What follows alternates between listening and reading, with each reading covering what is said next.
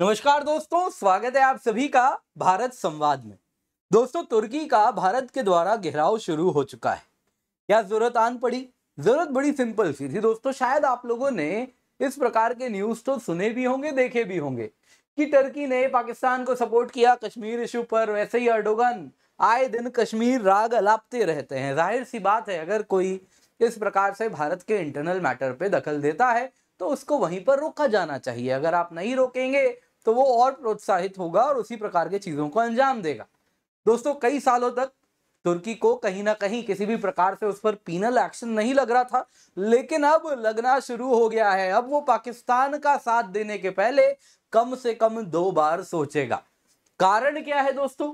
कुछ न्यूज में आया है ईस्ट मेड पावर ब्लॉक। आप देख सकते हैं दोस्तों, इंडिया की एंट्री हुई है ईस्ट मेड पावर ब्लॉक में, जो कि बहुत बड़ा ब्लो है तुर्की के लिए। वैसे ही आप देख सकते हैं इंडिया को इनवाइट किया गया है ट्राइलैटरल समिट में। तो बहुत जरूरी है यहां पर हम जाने कि आखिरकार ये ईस्ट मेड पावर ब्लॉक है क्या और किस प्रकार से यहां पे पूरी जियोपॉलिटिक्स हो रही है, जिसमें इंडिया तुर्की को उसके घर में घुसकर जवाब दे रहा है। आइए दोस्तों, इसको समझते हैं। दोस्तों, सबसे पहले आप अगर देखें तो ईस्ट मेड आया है ईस्टर्न मेडिटेरेनियन से। तो दोस्तों, ये जो आप रीजन देख रहे हैं ये मेडिटेरेनियन सी है। मेडिटेरेनियन सी में दोस्तों ये वाला इलाका हो गया पश्चिम यानी वेस्टर्न पार्ट। यहाँ पे अगर आप इधर जाएं तो अटलांटिक ओशन आ जाता है। अटलांटिक ओशन से मेडिटेरेनियन जाना है तो आपको स्ट्रेट ऑफ जिब्राल्टर पार करना होगा। आप देख सकते हैं यहाँ पे दोस्तों, यहीं पे जिब्राल्टर पर ही है टैंजियर पोर्ट। आजकल एक सीरीज आई है नई, उस पर बड़ा चर्चा है इस पूरे इलाके का, मोरक्को का, मरक्केश का और टैंजियर पोर्ट का। कौन सी सीरीज है आप मुझे बता दीजिएगा। इधर अगर आप देखें तो इधर पे हो जाता है दोस्तों ईस्टर्न पार्ट। ये हो गया ईस्टर्न मेडिटेरेनियन। अभी हमने देखा था वेस्टर्न मेडिटेरेनियन। वहां से अगर एंटर करना है मेडिटेरेनियन तो आपको जिब्राल्टर पार करना होगा। अगर ईस्टर्न मेडिटेरेनियन में अगर ये कहीं से एंट्री बनती है तो वो यहाँ से, ये गल्फ ऑफ सुएज है, यहाँ से सुएज कैनाल है और इस प्रकार से मेडिटेरेनियन सी इंडियन ओशन से रेड सी के माध्यम से कनेक्ट हो जाती है। तो ईस्टर्न मेडिटेरेनियन अपने आप में स्ट्रेटेजिक रीजन से बड़ा इंपॉर्टेंट है। कहीं ना कहीं अगर आप देखें तो ईस्टर्न मेडिटेरेनियन वो रीजन है जो कि गेटवे बनाता है मेडिटेरेनियन का, एशिया से कनेक्ट करता है। वो भी वो रीजन है एशिया का जो कि अभी तेजी से इकोनॉमिकली ग्रो कर रहा है। तो इसलिए तो इंपॉर्टेंट है ही, स्ट्रेटेजिक पर्पसेस से इंपॉर्टेंट तो है ही। इसके सिवा अगर आप देखें तो यहाँ पे ऑफ लेट कहीं ना कहीं काफी इंपॉर्टेंट फाइंडिंग्स भी हुई है। तो इसी में दोस्तों इंडिया पार्ट होने वाला है ईस्टर्न मेडिटेरेनियन पावर ब्लॉक में, जिसमें ग्रीस है। यहाँ पे आप देख सकते हैं दोस्तों एक आइलैंड नेशन है साइप्रस और यहाँ पे इजराइल है। इनके बीच में दोस्तों एक गैस पाइपलाइन भी बन रहा है और इसमें इंडिया कहीं ना कहीं एक रोल प्ले करने वाला है। 3+1 फॉर्मेट में इंडिया मेंबर बन रहा है। ये 3 देश हैं प्लस एक इंडिया है। इसके सिवा और किस देश के साथ ये इस प्रकार का फॉर्मेट करते हैं? वो है यूएस। तो 3+1 फॉर्मेट ये ऑलरेडी यूएस के साथ करते हैं, जिनके साथ वो क्या करते हैं कि यूएस को इन्वॉल्व करते हैं और कहते हैं ये जो ईस्टर्न मेडिटेरेनियन रीजन है वहां पे क्यों ना हम एनर्जी कोऑपरेशन करें, इकोनॉमिक कोऑपरेशन करें और भी अन्य स्ट्रेटेजिक इंटरेस्ट पर चर्चा करें। वैसे ही हम काउंटर टेररिज्म पर चर्चा करें। तो ये काम ये अब तक यूएस के साथ तो करते ही थे, पर अब इंडिया के साथ भी करने वाले हैं। अब इंडिया की यहाँ पे क्या जरूरत आन पड़ी? दोस्तों, यूएस अगर आप देखें तो ये डिक्लाइनिंग पावर है, इंडिया यहाँ पे इमर्जिंग पावर है और इंडिया भी इस प्रकार से इस इलाके में इंटरेस्ट ले रहा है कि इंडिया के भी यहाँ पे काफी ज्यादा अगर आप देखें तो सिग्निफिकेंट स्टेक होल्डर यहाँ पे इंडिया बनता जा रहा है। ऑफ लेट क्यों बन रहा है अभी हम जानेंगे। तो इसीलिए इंडिया को भी इन्होंने इन्वॉल्व किया है कि 3+1 में यूएस के बाद अब इंडिया इन्वॉल्व हो। और कहीं ना कहीं तुर्की का ये बैकयार्ड है, तुर्की की यहाँ पे बहुत सारी समस्याएं हैं, उन सब पर भी आइए हम चर्चा करेंगे। तो दोस्तों, ईस्टर्न मेडिटेरेनियन जैसा मैंने बताया यहाँ पे ऑफ लेट पिछले 15 सालों में काफी इंपॉर्टेंट गैस फाइंडिंग्स हुई है। जैसा आप यहाँ पे देख सकते हैं दोस्तों, ये क्या है? इजिप्शियन गैस फील्ड है, इतनी सारी यहाँ पर आप देख पा रहे हैं। वैसे ही आप ये जो नीले रंग में देख रहे हैं ये सारी इजरायली गैस फील्ड है। वैसे ये जो काले रंग में आप देख रहे हैं ये साइप्रस की गैस फील्ड है। इसके सिवा यहाँ पे लेबनान का ये इलाका है जहाँ पे अब तक गैस को लेके फर्दर और ढूंढना बाकी है। तो यहाँ पे काफी मेजर गैस फील्ड आपको देखने मिल रहा है और ये चाहते हैं कहीं ना कहीं, इसलिए स्ट्रेटेजिकली क्रूशियल तो है ही, क्योंकि यहीं से अगर आप देखें तो इजिप्ट से सुएज कैनाल के थ्रू एंट्री भी बनती है, साथ साथ यहाँ पे गैस भी है। पर दोस्तों यहाँ पे बहुत सारा टेरिटोरियल डिस्प्यूट है, जिस वजह से तुर्की और इन सारे देशों में कहीं ना कहीं कुछ चैलेंजेस हैं। क्या है वो चैलेंजेस? आइए समझते हैं बड़े ध्यान से। तो दोस्तों अगर आप देखें तो तुर्की और ग्रीस के बीच में काफी प्रॉब्लम्स हैं। यहाँ पे आप ये जो सी देख रहे हैं जो कि तुर्की और ग्रीस को सेपरेट करती है, याद रखिएगा ये है एजियन सी। एजियन सी में आप देख सकते हैं कितने सारे आइलैंड्स हैं, ये सब ग्रीस के हैं। आप देख रहे हैं रंग देखिएगा, ये सब ग्रीस के आइलैंड है। तो टेक्निकली अगर मैं आपसे पूछूं एक्सक्लूसिव इकोनॉमिक जोन ये किसका होना चाहिए, तो जाहिर सी बात है आप कहेंगे इतने सारे आइलैंड ग्रीस के हैं तो ग्रीस का ही होना चाहिए। अब UN convention on the laws of the sea UNCLOS जो कि एक्सक्लूसिव इकोनॉमिक जोन डिफाइन करती है कि भाई 200 नॉटिकल माइल तक बेस लाइन से किसी भी देश का एक्सक्लूसिव इकोनॉमिक जोन होता है, यानी कि वहां के इकोनॉमिक रिसोर्सेज को एकमात्र जो इसको इस्तेमाल कर सकता है वो वही देश है। तो यहाँ पे ये पूरा का पूरा किसका एक्सक्लूसिव इकोनॉमिक जोन होना चाहिए, तो यहां तक अगर आप देखें तो ग्रीस का होना चाहिए, लेकिन तुर्की इसको नहीं मानता क्योंकि तुर्की ने इसे साइन नहीं किया है। तो अगर 12 नॉटिकल माइल तक टेरिटोरियल वाटर और फिर अगर आप एक्सक्लूसिव इकोनॉमिक जोन ग्रीस का लगा दें तो इतना बड़ा इलाका जो आप यहाँ पे मैप में देख रहे हैं डार्क ब्लू कलर में, वो सब ग्रीस का वाटर होगा, यानी मोर और लेस पूरे एजियन सी पे ग्रीस का कंट्रोल हो जाएगा। अब तुर्की ये अलाउ नहीं करता है।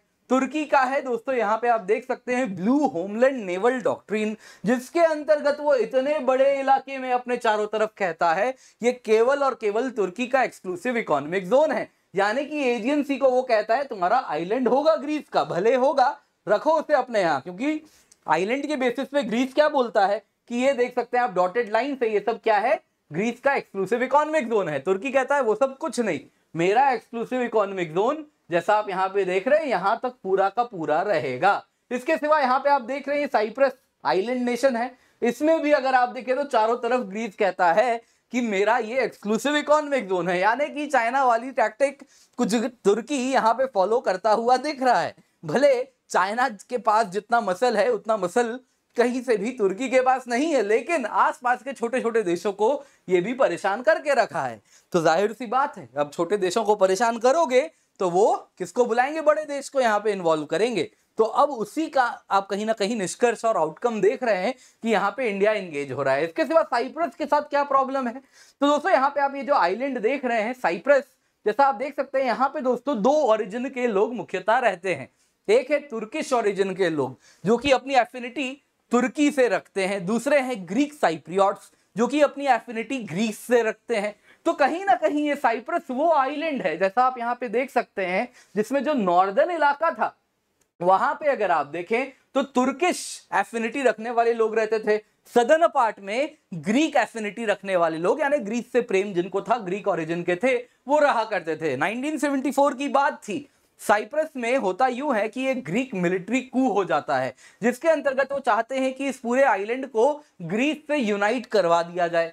अब जाहिर सी बात है नॉर्दर्न पार्ट में साइप्रस के वो लोग रहते हैं जो तुर्की से एफिनिटी रखते हैं, वो तो बड़े खुश होते यदि तुर्की से मिलवाया जाता, लेकिन किससे मिलवाया जा रहा था, ग्रीस से। तो वो लोग क्या कर दिए, जाहिर सी बात है उन लोगों ने कहीं ना कहीं से चैलेंज किया और फिर तुर्की भी बाहर से सपोर्ट किया और तुर्की कहीं ना कहीं इन्वेड कर देता है और उसके बाद से साइप्रस को दो हिस्से में बांट दिया जाता है। एक हो जाता है Turkish Republic of Northern Cyprus, इसको केवल और केवल तुर्की मान्यता देता है, बाकी कोई मान्यता नहीं देता कोई भी देश। और दूसरा बाकी सब कहते हैं ये Turkish Republic of Northern Cyprus कुछ नहीं है, साइप्रस का ही हिस्सा है, साइप्रस को वापस देना है, लेकिन तुर्की कहता है नहीं ये अलग कंट्री है। और ये क्या हो गया, सदर्न पार्ट में जो आप देख रहे हैं ये अब साइप्रस रह गया है। तो अब अगर आप देखें तो ये नॉर्दर्न साइप्रस आप देख सकते हैं इतना ही हिस्सा है, लेकिन इसका जो एक्सक्लूसिव इकोनॉमिक जोन ये क्लेम करता है वो आप देख सकते हैं कितना बड़ा है, इतना बड़ा आप यहाँ पे देख पा रहे हैं। दूसरी तरफ यहां से भी तुर्की अपना एक्सक्लूसिव इकोनॉमिक जोन क्लेम कर रहा है, साइप्रस के पास केवल इतना एक्सक्लूसिव इकोनॉमिक जोन बच रहा है। जाहिर सी बात है यहाँ पे गैस फील्ड डिस्कवर हो गए हैं और यहाँ पर भी कुछ गैस फील्ड्स आपको देखने मिल रहे हैं। अब यहाँ पे ये चाहते हैं कि ये जो गैस मिला है इसका इस्तेमाल तो तब होगा जब इसको मार्केट से कनेक्ट किया जाए। मार्केट कौन सा है, यूरोप है। ऑलरेडी अब तक रशियन गैस पर निर्भर करता था, रशियन गैस पर सैंक्शन लग चुके हैं, तो वो चाहेंगे जल्दी से अपना गैस यूरोप को बेचें, अच्छा खासा दाम भी मिल रहा है, पाइपलाइन जल्दी से बनवा दी जाए। तो यहाँ पे अगर आप देखें तो ये लोग इसलिए क्या कर रहे हैं, एक पाइपलाइन बिल्ड करना चाह रहे हैं, जो कि आप देख सकते हैं दोस्तों इस प्रकार से इजराइल से शुरू होगा, साइप्रस में जो गैस है उसको भी जोड़ेगा और फिर ग्रीस से जुड़ेगा और फाइनली ये इटली से जुड़ जाएगा। तो इस प्रकार का ये जो पाइपलाइन है this is east made pipeline. और एक ईस्ट मेड गैस फोरम बना के रखा है जिसमें इटली है, ग्रीस है, साइप्रस है, पैलेस्टीन है, जॉर्डन है, इजराइल है, इजिप्ट है। तो ये सारे देश इसमें इन्वॉल्व हैं। अब कहीं से भी तुर्की ये बनता हुआ देखना नहीं चाहता। तुर्की और लिबिया ने क्या किया, उन लोगों ने एक शेयर्ड मैरीटाइम जोन की एक पैक्ट साइन कर लिया आपस में, जिसके अंतर्गत वो कहने लगा कि भाई ये जो हिस्सा है ना, दोनों देशों ने कहा कि हमारा जो अपना, आप देख सकते हैं कॉन्टिनेंटल शेल्फ है, वहां तक हमारा एक्सक्लूसिव इकोनॉमिक जोन है। तो तुर्की ने कहा मेरा एक्सक्लूसिव इकोनॉमिक जोन यहां तक है, लिबिया ने कहा उसका एक्सक्लूसिव इकोनॉमिक जोन यहां तक है। तो इस प्रकार से ये दोनों एक्सक्लूसिव इकोनॉमिक जोन मिल रहे हैं क्योंकि वहां तक उनका कॉन्टिनेंटल शेल्फ है। तो इस प्रकार से उन्होंने कहा कि इतना हमारा जॉइंट एक्सक्लूसिव इकोनॉमिक जोन है, यहां पे और कोई देश भी क्लेम नहीं कर सकता। अब जाहिर सी बात है, अगर आप इस प्रकार से एक्सक्लूसिव इकोनॉमिक जोन बना देंगे तो इसका नतीजा ये होगा दोस्तों, कहीं ना कहीं आप अगर देखें तो इस प्रकार से आप जैसा यहां पे देख सकते हैं, ये जैसे आप यहां पे देख पा रहे हैं दोस्तों, तुर्किश क्लेम जो है ग्रीक इकोनॉमिक जोन का, तो इतना बड़ा हिस्सा जो है ये जो क्लेम कर रहा है दोस्तों, ये तो ग्रीक इकोनॉमिक जोन है, ग्रीक एक्सक्लूसिव इकोनॉमिक जोन है, ये उसको क्लेम कर जा रहा है, कहीं ना कहीं उसको खा जा रहा है। तो जाहिर सी बात है दुनिया तो इसको पसंद नहीं करेगी। और इसके बाद होता क्या है ना दोस्तों, कहीं ना कहीं 9 जनवरी 2023 यानी इसी साल की शुरुआत की बात है, जो लिबिया में जो सरकार थी वो बदल जाती है और इसके साथ जो सरकार ने ये ट्रिटी साइन किया था तुर्की के साथ, वो भी कोर्ट में चैलेंज हो जाता है। और वहीं पे जो कोर्ट होती है ट्रिपोली में, वो भी कहती है कि इस डील को हम मान्यता नहीं देते, ये बड़ी अजीब बात है, बाकी देशों का कैसे एक्सक्लूसिव इकोनॉमिक जोन आप ऐसे क्लेम कर सकते हैं। तो कहीं ना कहीं ये डील अब ठंडे बस्ते में जा चुका है, लेकिन तुर्की का जो इंटेंट है वो पता चलता है। अब इसी वजह से यहाँ पे ये जो देश हैं स्पेशली जो ये पाइपलाइन को अंजाम देना चाह रहे हैं, इजराइल, साइप्रस और ग्रीस, जिनके पाइपलाइन को ही तुर्की चैलेंज कर रहा है, वो एक्सटर्नल पार्टनर्स को लाना चाह रहे हैं। पहले यूएसए को लाए, लेकिन फ्यूचर में कौन इंश्योरेंस देगा? यूएस तो आज का पावर है, फ्यूचर में कौन इंश्योरेंस देगा? वही देगा जिसका यहाँ पे एक्टिव स्ट्रेटेजिक इंटरेस्ट हो। वो कौन है? इंडिया है। तो इंडिया का क्या इंटरेस्ट हो गया है यहाँ पे? इंडिया की बात अगर हम करें तो यहाँ पे अरब मेडिटेरेनियन कॉरिडोर आपको बनता हुआ दिख रहा है। क्या हो रहा है दोस्तों, इस प्रकार से एक पोर्ट का नेटवर्क बन रहा है जो आपस में अलग अलग रूट से जुड़ रहे हैं। जिस प्रकार से आप देखें तो मुंबई पोर्ट से इस प्रकार से आप देखें तो सऊदी अरेबिया सामान जा रहा है, फिर इसके आगे यूएई होता हुआ कुछ इस प्रकार से आप देख सकते हैं यूएई सामान जा रहा है, और फिर फर्दर अगर आप देखें तो सऊदी अरेबिया वो रेल के नेटवर्क से कनेक्ट होता है जॉर्डन से, और फिर फर्दर इजराइल जाता है। इजराइल में दोस्तों यहाँ पे है हाइफा पोर्ट, जो कि भारत में दोस्तों अगर आप देखें तो अडानी जी इसे बना रहे हैं। और इसके आगे फर्दर यहाँ पे एक पोर्ट है, कुछ दिन पहले ही मैंने वीडियो बनाया था, यहाँ पे प्राइम मिनिस्टर मोदी जी भी गए थे। परायस पोर्ट है ग्रीस का, जो कि गेटवे होने वाला है इंडिया के सामान के लिए यूरोप में। तो इस प्रकार से एक रोड कनेक्टिविटी का नेटवर्क बन रहा है जिसमें पोर्ट्स हैं, रेलवे लाइंस हैं, रोडवेज हैं, जो कि इस प्रकार से कनेक्ट कर रहा है कि इंडिया का सामान यूरोप केवल 10 दिन में पहुंचेगा। तो इस प्रकार से इंडिया एक्टिव इंटरेस्ट ले रहा है यहाँ पे। तो ये लोग कह रहे हैं कि आप यहाँ पे ऑलरेडी इतना एक्टिव रोल प्ले कर रहे हैं। एक I2U2 आप देखें तो ग्रुप भी है जिसमें इंडिया है, इजराइल है, यूएई है, यूनाइटेड स्टेट्स है। तो उसी प्रकार से यूएस के साथ साथ आप भी यहाँ पे एक्टिव रोल प्ले कर ही रहे हैं, तो आपके यहाँ पे स्ट्रेटेजिक इंटरेस्ट भी है, तो क्यों ना आप इसका हिस्सा बन जाएं। किसका? वो ईस्टर्न मेड में जो 3+1 है उसमें +1 आप भी बन जाइए। तो इस प्रकार से कहीं ना कहीं एक तरफ तो वो क्या कर रहे हैं, तुर्की के फ्यूचर एग्रेशन से इंश्योरेंस पा रहे हैं, जो कि आप वो चाह रहे हैं कि इंडिया वो इंश्योरेंस का रोल प्ले करे। वहीं इंडिया भी चाहेगा यहाँ पे इतना सिग्निफिकेंट अगर इंडिया इन्वेस्टमेंट करने वाला है, या फिर इंडियन बिजनेस हाउसेस वहां पे इन्वेस्टमेंट करने वाले हैं, इंडियन इंटरेस्ट्स को वहां पे सिक्योर करना बड़ा आवश्यक है। तो इसके लिए भी बहुत जरूरी है कि वहां पे वो एक्टिव रोल प्ले करें। वहीं ये जो देश है यहाँ पे आप जो देख रहे हैं, ये सारे देश भी क्या चाहते हैं, ईस्ट मेड पाइपलाइन वाले, इजराइल, साइप्रस, ग्रीस, वो भी चाहते हैं कि क्यों हम अपनी एनर्जी के एक्सपोर्ट को केवल यूरोप तक सीमित रखें। ये गैस तो इंडिया के लिए भी बड़ा आवश्यक है, तो इंडिया भी एक सिग्निफिकेंट मार्केट है, और ऑलरेडी यहाँ पे कनेक्टिविटी का नेटवर्क तो बन ही रहा है, तो उसी कनेक्टिविटी नेटवर्क से इंडिया भी सामान भेज देंगे, तो हम भी एक मार्केट पर निर्भर नहीं करेंगे, दो मार्केट से कनेक्टेड रहेंगे, तो हमारी जो प्राइसिंग होगी उसमें भी फ्रीडम मिलेगा।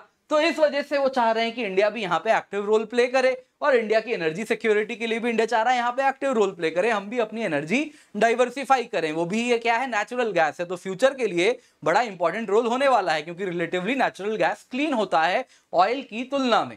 तो यहाँ पे दोस्तों अगर हम तुर्की की बात करें तो बैक टू बैक सेटबैक देखने मिल रहा है। सबसे पहले तो इस महीने की शुरुआत की बात है, पीएम मोदी ग्रीस विजिट करते हैं, वहां पे पराया स्पोर्ट और बाकी सारी बातें होती है, किस प्रकार से वहां पे डेवलप करना है, इंडिया एक्टिव रोल प्ले करेगा, जो कि ऑलरेडी कहीं ना कहीं तुर्की के लिए अलार्म बेल्स थे। उसके बाद अगर आप देखें तो उस विजिट के एक हफ्ते पहले की बात है, जब जनरल अनिल चौहान जी जो कि चीफ ऑफ डिफेंस स्टाफ हैं, वो कनेक्ट करते हैं साइप्रस के डिफेंस चीफ के साथ, जो कि अगेन तुर्की के साथ एक्टिवली इंगेज्ड है। नॉर्दर्न साइप्रस जो है उसको वापस पाना चाहता है, तो तुर्की के खिलाफ जो वहां पे पावर्स हैं उनके साथ फोन कॉल होता है। फिर इसी महीने की बात है, NSA Ajit Doval NSA of Armenia से मिलते हैं, जो कि अजरबैजान से इस वक्त युद्ध कर रहा है, जिसको तुर्की सपोर्ट कर रहा है। और अब फाइनली इंडिया तुर्की के बैकयार्ड में इन रोड्स बना रहा है, जो कि जाहिर सी बात है तुर्की बिल्कुल पसंद नहीं करने वाला।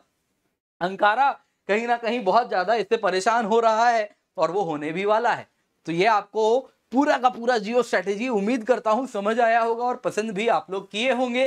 तो दोस्तों इस चैनल को सबसे पहले कृपया करके सब्सक्राइब करें। मैं रेगुलर अपडेट्स यहीं पर लाने वाला हूं। मुझसे आप अलग जगह पे जुड़ते होंगे, लेकिन मैं एक्सक्लूसिवली आपको केवल इस चैनल पे मिलूंगा। तो यहां पर जरूर जुड़े। हमारा अपना चैनल है, इसको हमें आगे लेके जाना है। जिस प्रकार का आपने प्रेम हर जगह दिया है, वैसा ही प्रेम कृपया करके बरकरार रखें। भारत संवाद, जहां पर होगी भारत की बात, उस पर जरूर जुड़ें।